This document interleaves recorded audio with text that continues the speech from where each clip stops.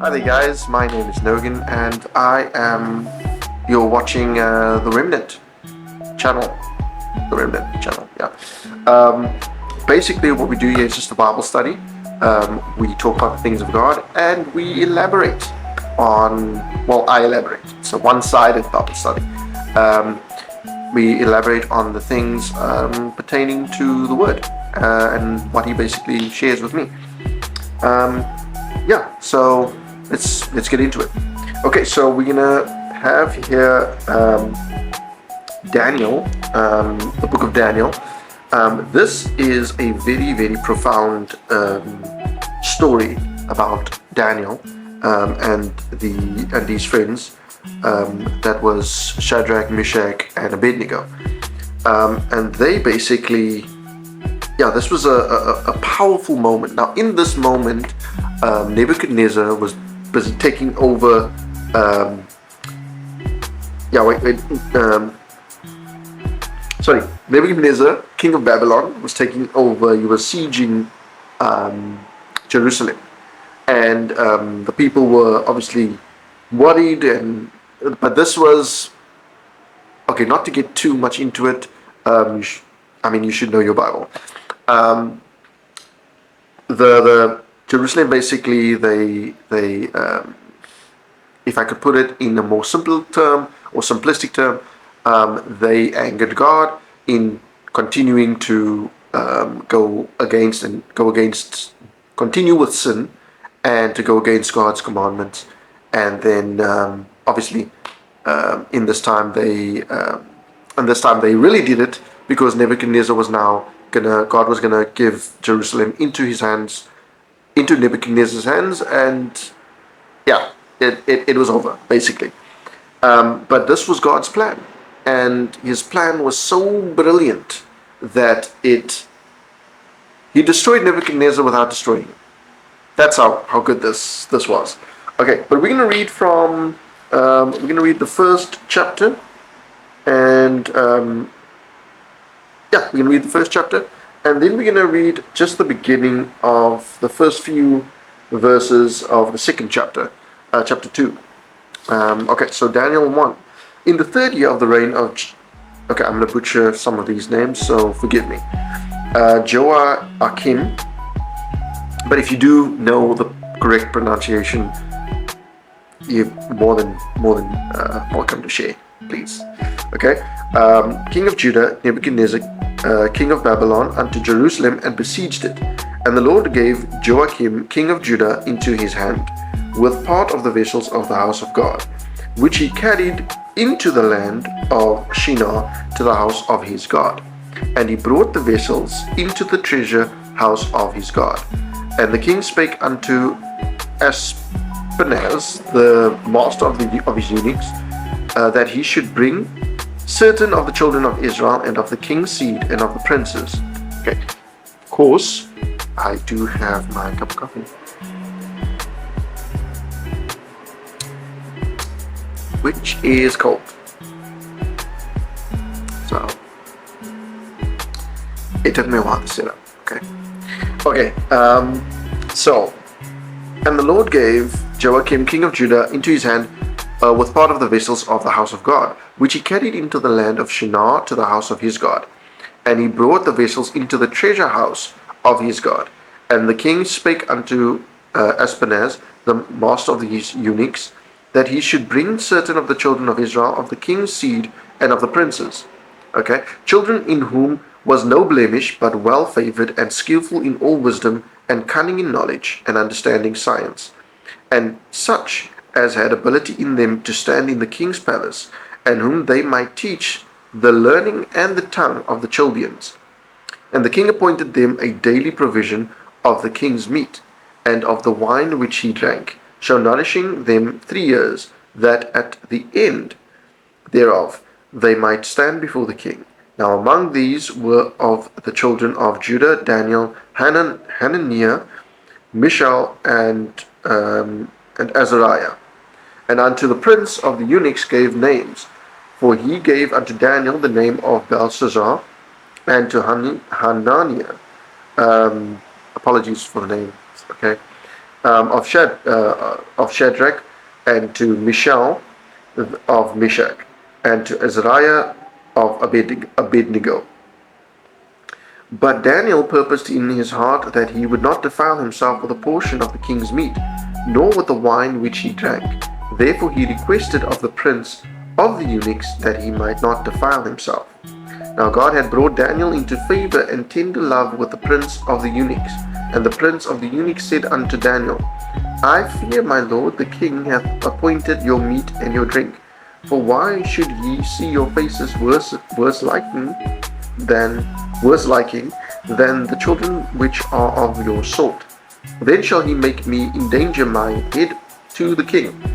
Then said Daniel to Melzar, whom the prince of the eunuchs had set over Daniel, Ananiah, Mishael, and Azariah, prove thy servants, I beseech thee, 10 days, and let them give us pulse to eat, meaning just fruits and vegetables. Basically, I don't want to say vegan stuff, but it's just they were basically doing a Daniel's fast. Yes, that's what they call it. And water to drink. Then let our countenances be looked upon before thee, and the countenance of the children that eat of the portion of the king's meat. And as thou seest, deal with thy servants. Okay. Oh man, my poor coffee is ice cold. Okay. So, as you can see here, the first thing that has occurred here, Nebuchadnezzar has taken over the land. God has delivered Jerusalem into Nebuchadnezzar's hand. The reason for this is because of what Ezekiel was also prophesying and talking about the captivity and all that. But if you really look at it, this is a brilliant way for God to show himself glorious, because while they overtook the land, Nebuchadnezzar had this desire, or this this unique desire, or unique indulgence, I would say, of smart, genius-like kids. He wanted to basically see what he was interested, or rather, I don't know how to put this in a better perspective. He found it, I guess, pleasurable. It's like having a, I don't want to say hobby, but having a kind of a, I honestly, I don't know, the word's not coming to me.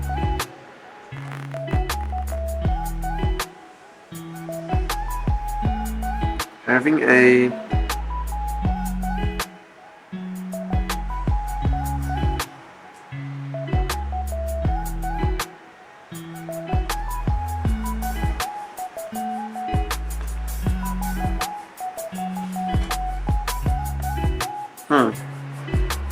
it's not coming to me.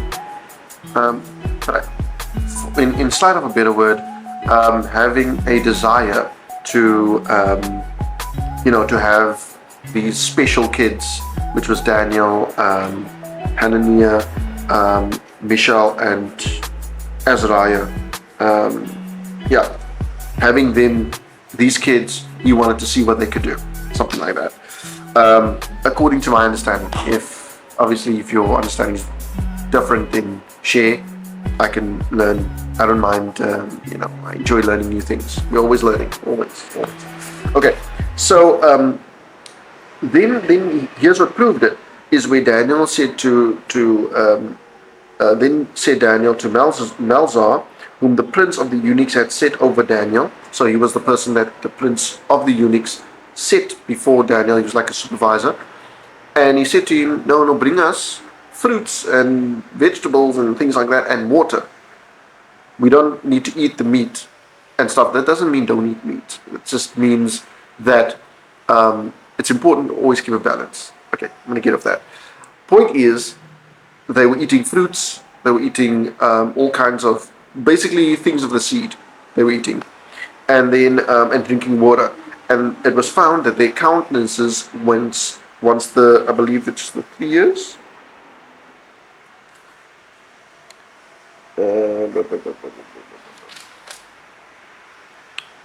Oh, sorry, no. And at the end of 10 days, their countenances appeared fairer and fatter in flesh than all the children which did eat the portion of the king's meat. So, this obviously impressed. Thus, Belshazzar took away the portion of their meat and the wine that they should drink, and gave them pulse.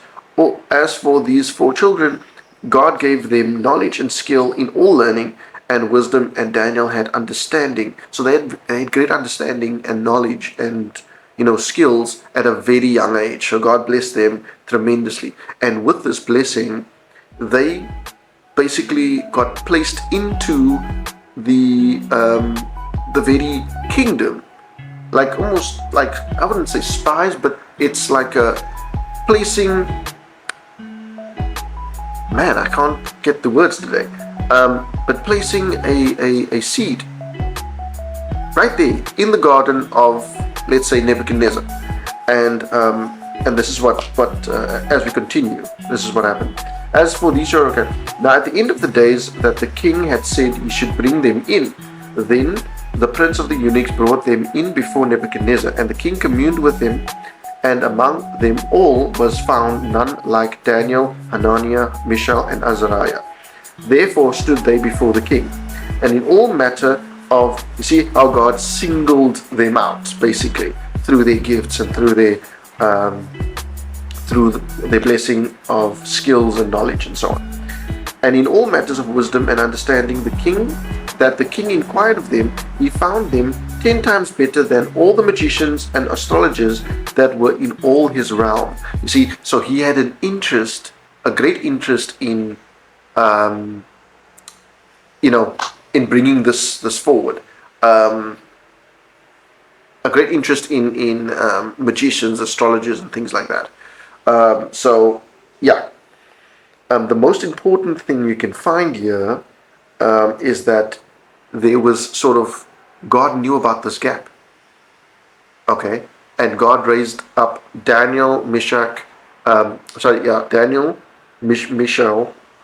Hananiah, Mishael, and Azariah. He raised them up to be as who they are for this very moment. Because further on, Nebuchadnezzar was becoming this king, and then had this desire and had this enjoyment of magicians and astrologers. So he found them very interesting, because the things of the spirit is kind of, it seems like magic, but it's not. It's much more powerful than magic. It's grace. It's glory, if you will. Okay, and where we now? Right. And Daniel continued unto the first year of King Cyrus.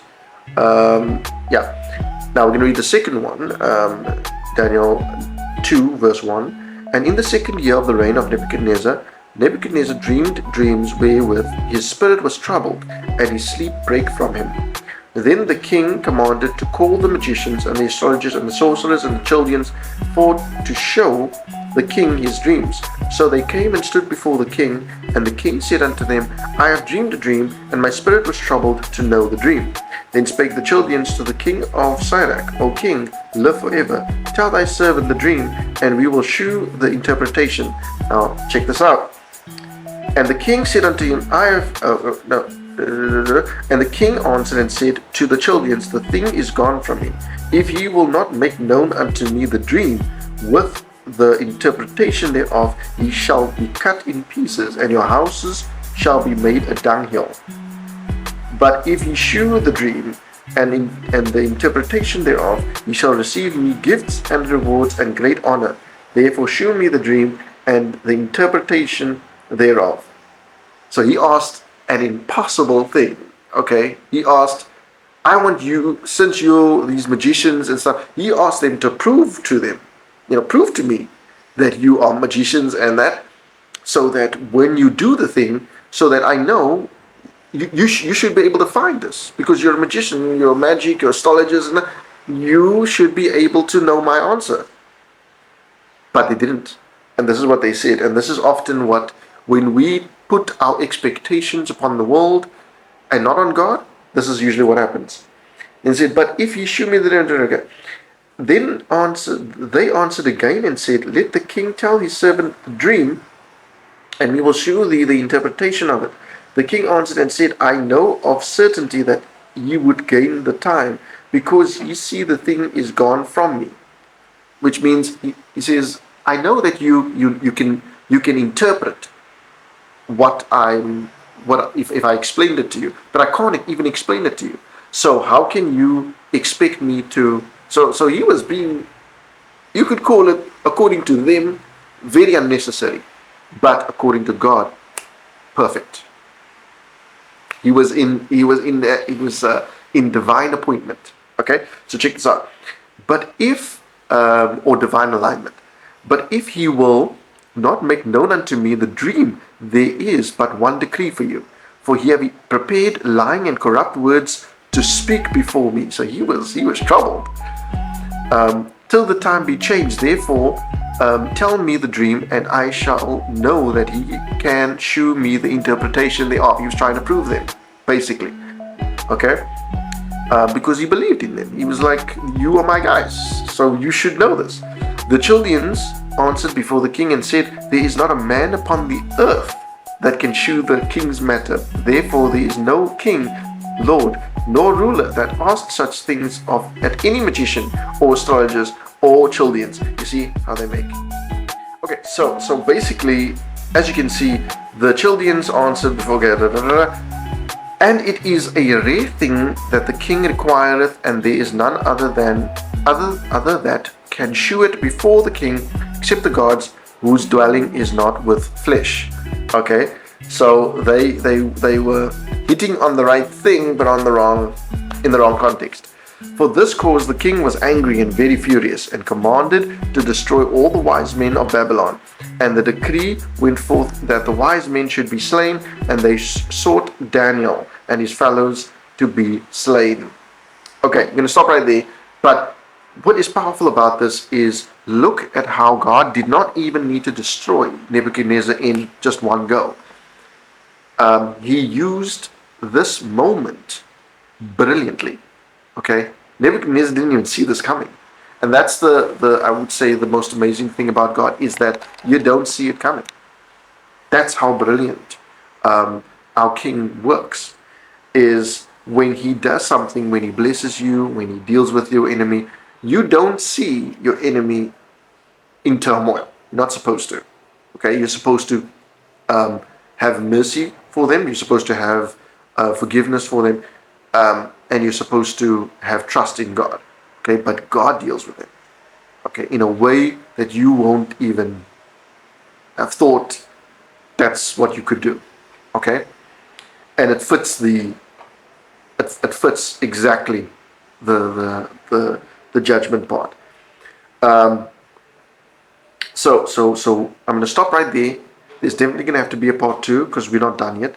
But in this first part, you can see that God had a gift with Daniel and his friends, and this gift actually saved Jerusalem and its people because they kept them alive and eventually made them to be officers because of the interpretation of the dream. I'm going ahead now, but because of this gift that they had and because of the trust that they had in God, they were not only just afforded this opportunity, but also given this authority because of the trust. So it really speaks of this really speaks of faith. Your faith is what allows the measure of your blessing.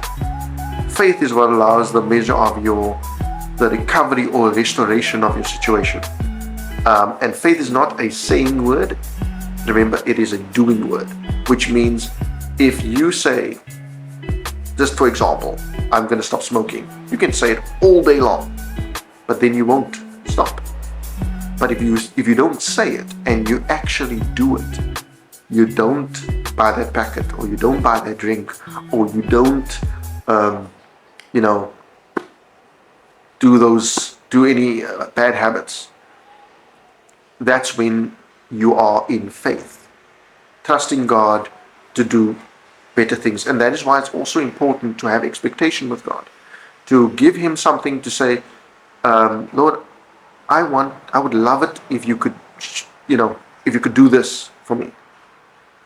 And if that's your expectation, now you got to walk in faith, and not just talk in faith, but walk in faith, and trust God for the thing that He's doing. Because what He's going to first do, He's going to first fix things in here, then He's going to fix things in here, and then He's going to fix things out there, and finally, you see, it's a process. You can't escape the process, because you are going to miss the sweet nectar that you need for when you get there to the place that you want God to bring you, whether it be prosperity financially, or just having your best car or nice house, or whatever the case may be. Whatever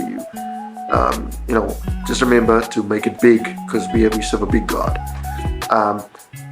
Whatever it is, God will first need to break off certain things off you, so that when you get to that position, you won't take it for granted. Because a lot of people in positions, they take it completely for granted, and it's because God did not place them there. They find arrogance, and that means that they preserve that spot, not God. And when they need to preserve it, they're going to make mistakes. And every king comes down.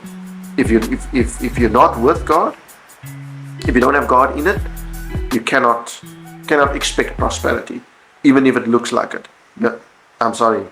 According to the Word of God, you're not prosperous. Okay? Because there is good success and there's bad success. So anyway, I'm going a bit off, but thank you so much for watching.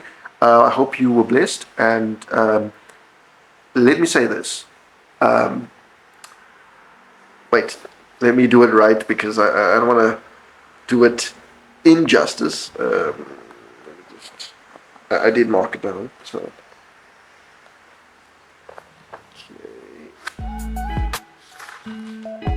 here we are. Okay.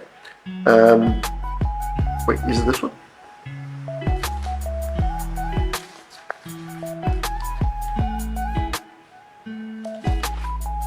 Wait.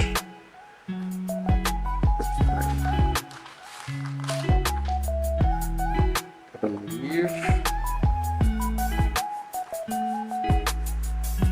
What did I remember? Remember it.